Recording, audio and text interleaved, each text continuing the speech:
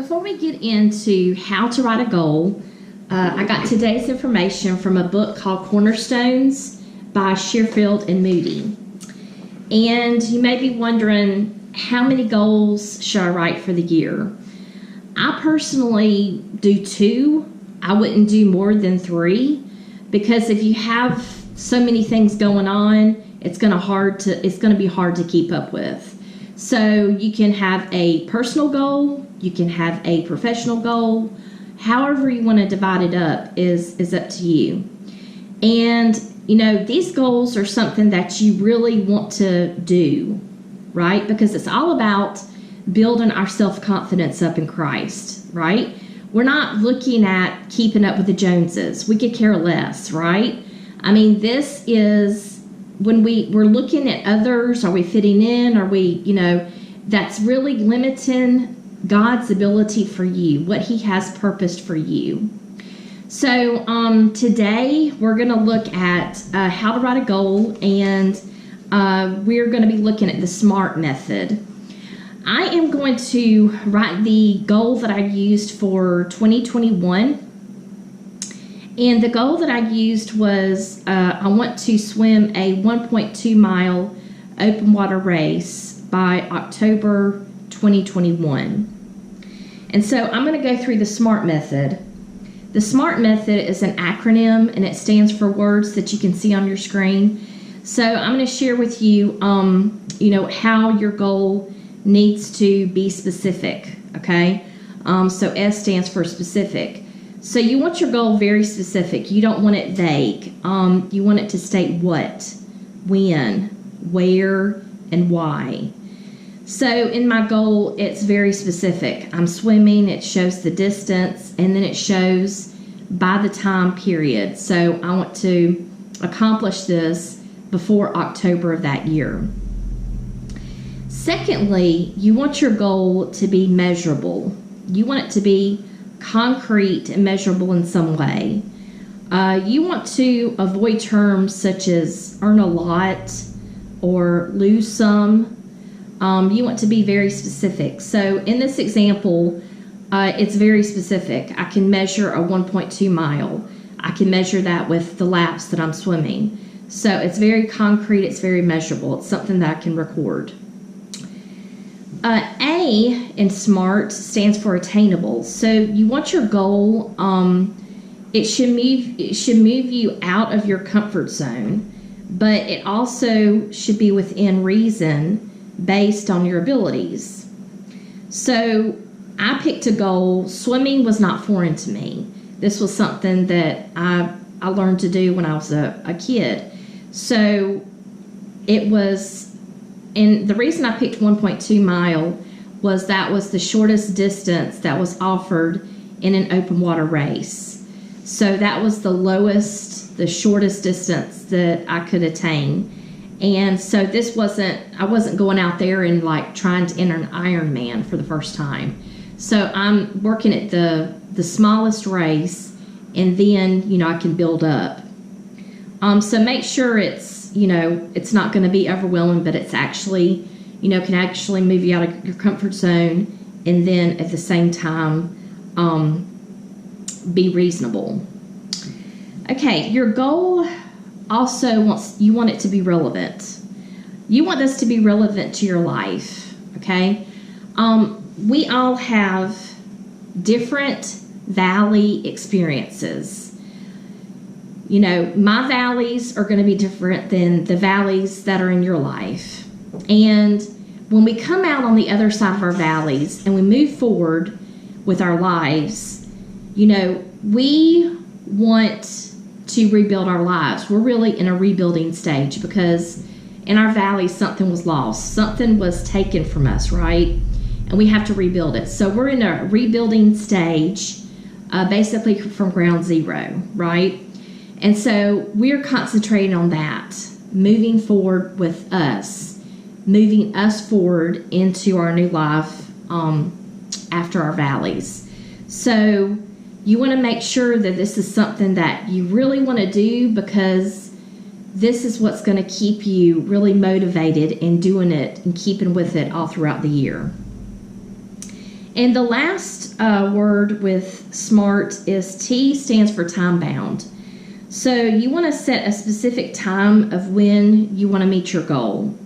So maybe your goal is, it can be met in May, okay? So then you would just be mapping out for January, February, March, April, and then May. This particular example, this goal was October. So I'm not going to have anything in November or December regarding it. So it's going to be all the way January through October.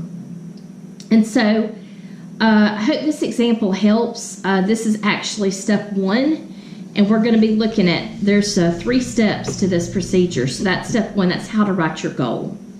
And so step 2 is we're actually going to be dividing our goal into monthly chunks. So we're dividing this huge goal into what we're going to accomplish in January, what we're going to accomplish in February, March, so on and so forth. So I'm going to put this on the screen with the example that I'm using.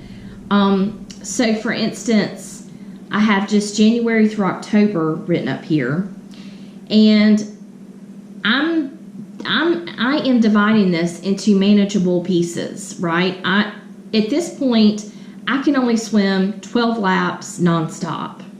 So for January, what's my goal? My goal is to swim 20 laps nonstop. So I'm moving from 12 to 20, adding 8 more laps, which is good.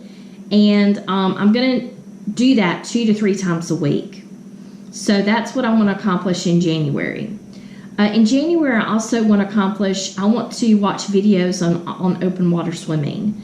This is a kind of swimming that I'm not familiar with. So I want to kind of get all the education that I can into, what I'm expecting the first time that I go out and do an open water swim. I also, in January, I want to talk with other swimmers, other experienced swimmers, about their open water experiences, to hear what they have to say. So these are the kinds of things that you want to write down. So you want to divide that huge goal into what you want to accomplish in January, and then what you want to accomplish in February, and then all of mine would be up to October. So that's step 2. Step 3 is you are going to divide your monthly chunks into weekly chunks. So we keep dividing it up. So I'm going to put on the screen what January would look like. So in January, my goals for January were to swim 20 laps, right? To watch videos, to kind of find out from other swimmers what the open water experience is like. So I'm going to map out the 4 weeks in January. So in these 4 weeks, you're going to have, it's like your weekly planner, like, your schedule. When you have to do, go to appointments. When do you have to do this? What's going on, because you have life going on, right? And so you have to fit your goals into your life, right? Into your life schedule. So that's what this is all about. So for instance, I can write down, the first, the second, the third, the fourth week. And like for the first week, I can write down I've got a hair appointment. I write down, okay, I've got a conference to go to. Okay, I've got out-of-town visitors coming in for the weekend. So you're writing all that down because some weeks you're not going to be able to work on your goal, right? Because life happens. That's what this is all about. And so you're just kind of mapping all of this out. And so as you can see up there, with that last week, that 4th week, you always want to include in your weekly planner, allow time for a monthly goal check-in meeting, okay? This is going to be huge. I'm actually going to be sharing a video right after this about accountability. And that is where the accountability is going to fall in whenever you're doing that monthly goal check-in meeting. And I'm going to explain to you what all goes in with that. But you definitely want to leave room in that last week to do that, because it's going to take some time to kind of go over what you accomplished that month and all that. That's very important because that's going to really keep you motivated and keep you going. So 3 steps: you write your goal using the SMART method. The second step is you divide that goal into monthly chunks. And then the third step is you're going to divide that monthly chunk into weekly chunks. If you're interested in learning more about what goes into your monthly goal check-in meeting, then click on the video above.